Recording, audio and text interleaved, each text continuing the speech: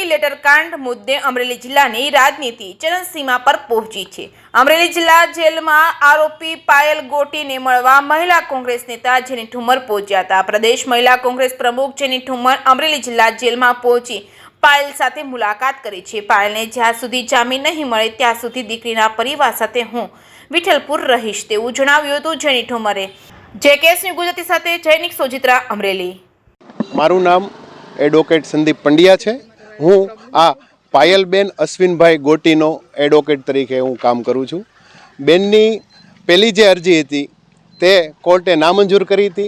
આજરોજ મેં પાયલબેન અશ્વિનભાઈ ગોટીની સેશન્સ કોર્ટમાં જામીન અરજી ફાઇલ કરેલી છે અને આગામી દિવસોમાં કાયદાનું કામ કરશે।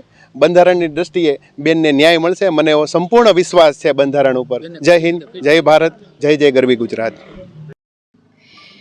જે પ્રમાણે અમરેલીનું પ્રકરણ અત્યારે આખાએ ગુજરાતમાં ટોક ઓફ ટાઉન બનેલું છે, જે પ્રમાણે દીકરીનું રિકન્સ્ટ્રક્શન હવે પાછું નવું નામ લાવ્યા છે। આજના હમણાં બપોર પછીનો નવો વર્ડ લાવ્યા છે ભારતીય જનતા પાર્ટીના આગેવાનો કે એ કોઈ સરઘસ નહોતું, રિકન્સ્ટ્રક્શન કરવાનું હતું। કઈ ટાઈપનું રિકન્સ્ટ્રક્શન હતું એ જે નેતાઓએ આવું સ્ટેટમેન્ટ આપ્યું છે કે આ કોઈ સરઘસ નહોતું, એમને હું વિનંતી કરું છું કે અહીંયા ઓન ગ્રાઉન્ડ મીડિયાના દરેક અમરેલી જિલ્લાના દરેક મીડિયાના મોબાઈલમાં એનું રેકોર્ડ છે કે એને રિકન્સ્ટ્રક્શન કહી શકાય કે એને સરઘસ કહી શકાય, એ આપ જ જોઈને નક્કી કરશો એવી વિનંતી કરું છું।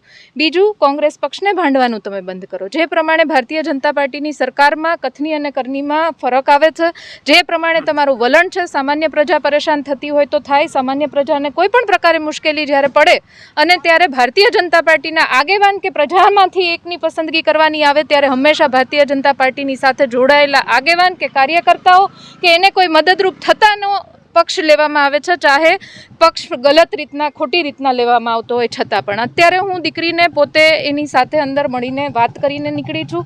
એની સાથે સંપૂર્ણપણે એને જે રાત્રે 12 વાગે ઘરેથી ઉઠાવવામાં આવી ત્યારથી લઈને એને જે રિમાન્ડ ન માંગી હોત તો પણ ચાલત। જો માનવતા મરી ન પરવારી હોત તો રિમાન્ડ માંગવાની જરૂર નહોતી, પણ ખેર તમને એવું હશે કે અમારે ક્યાંક થોડું જોર જબરદસ્તી કરીને એક છાપ બેસાડવી હતી તો રિમાન્ડ માંગી।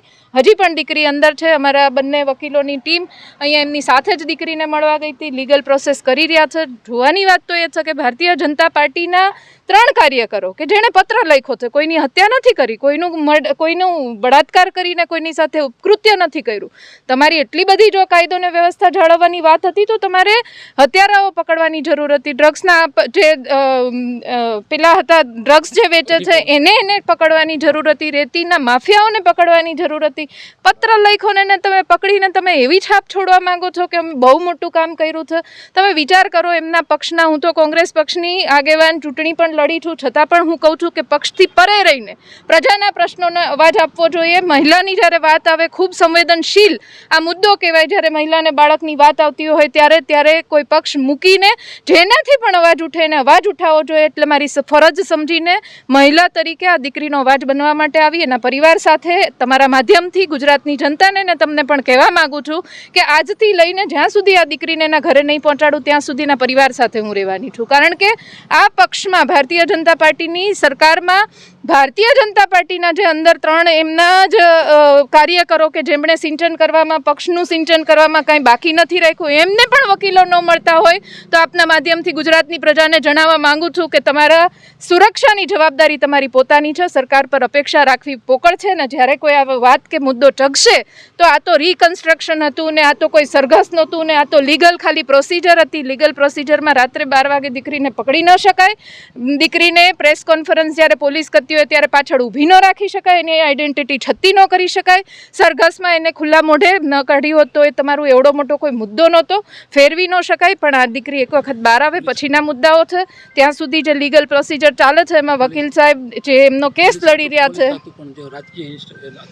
એ તમને વધારે વાત કરશે। એટલે સંદીપભાઈ અમારા પંડ્યા આ કેસ દીકરીનો લડી રહ્યા છે અને સતત અમે સંપર્કમાં રહીને આપના માધ્યમથી, કારણ કે આ ગુજરાતમાં અત્યારે ચર્ચાનો વિષય બન્યો છે એટલે સંપૂર્ણ માહિતી આપને પહોંચાડતા રહીશું। સંદીપભાઈને